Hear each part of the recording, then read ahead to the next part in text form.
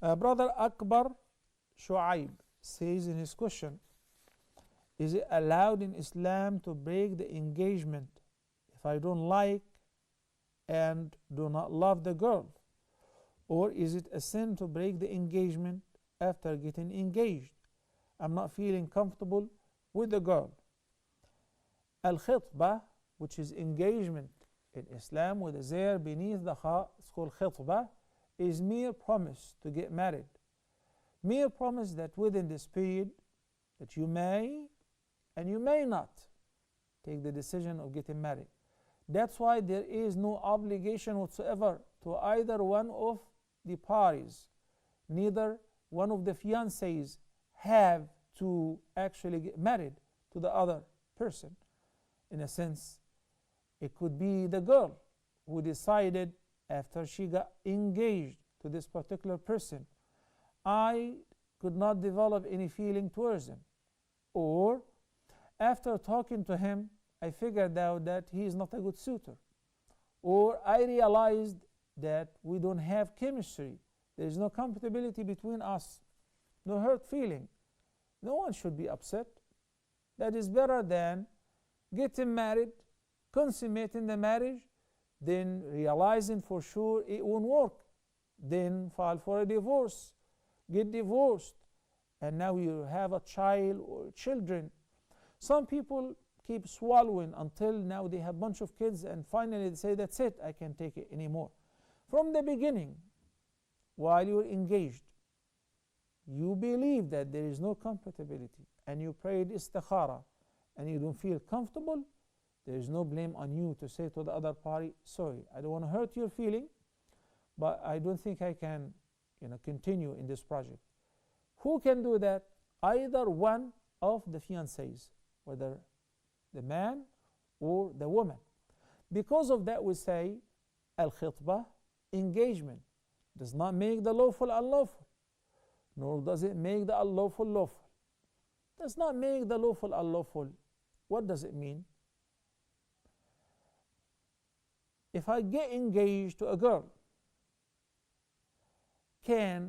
if the engagement doesn't work, later on, can I marry her mother, for instance, or her aunt? Yeah, no problem, because it was mere engagement. It was mere engagement. There was no marriage.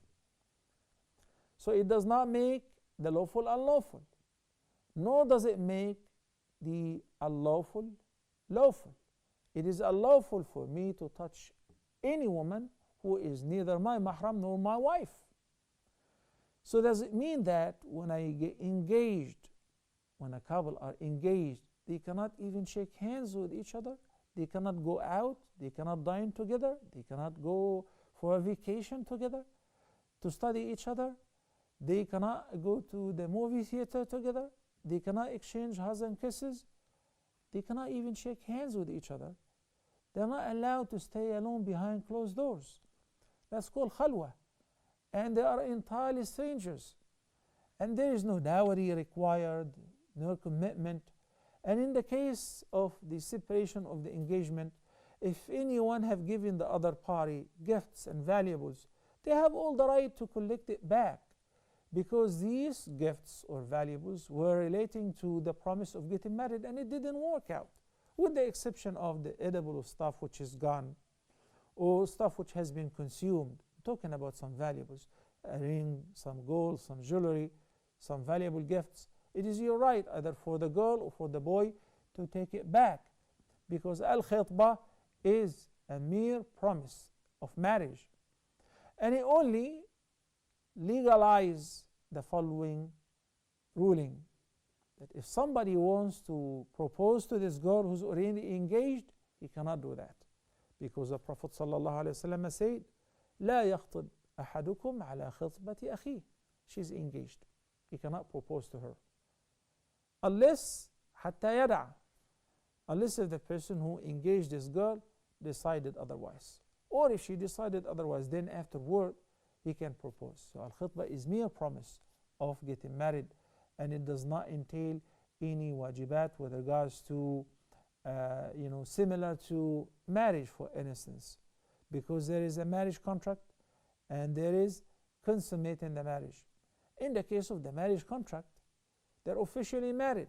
But if they decided to separate, whether based on their agreement or the husband divorced the woman whom he got married only on papers, then he loses half of the dowry.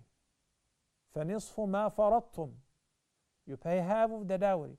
But if this divorce took place after consummating the marriage or after being together behind closed doors, that is equivalent or similar to consummating the marriage. So the entire dowry becomes due, including the deferred amount. Allah the Almighty says, وَإِن طَلَّقْتُمُوهُنَّ مِن قَبْلِ أَن تَمَسُّوهُنَّ وَقَدْ فَرَضْتُمْ لَهُنَّ فَرِيضَةً فَنِصْفُ مَا فَرَضْتُمْ.